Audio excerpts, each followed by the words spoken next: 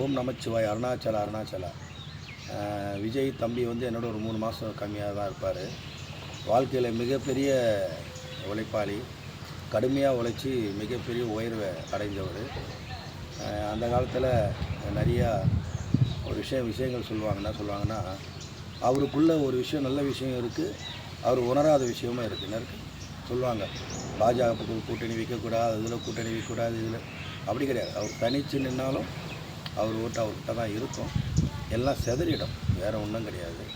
ஆரம்பத்தில் பார்த்தீங்கன்னா உங்களுக்கே சொன்ன மாதிரி 2 கோடி பேர் என்ன ஏற்றுக்கிறாங்க அப்படின்னும் போது, நீங்கள் பாஜக கூட சேர்ந்தீங்கன்னா உங்களை ஒரு 30 லட்சம் பேரோ 20 லட்சம் பேரோ ஒதுக்குவாங்க. அதுக்கப்புறம் நீங்கள் அந்த அடுத்த நிலையை நீங்கள் அடைஞ்சிருக்கலாம். ஏதோ நீங்கள் அவசரப்பட்டு தனியாக நிற்கிறது எனக்கு கொஞ்சம் மனவேதனையாக தான் இருக்குது. என்ன காரணம், எதுலேயோ ஒன்று, இதுவோ அதுவோ ஒரு கூட்டணி வச்சு வந்திருந்தீங்கன்னா உங்களை நம்பி வர மக்கள் நல்லா இருந்திருப்பாங்க.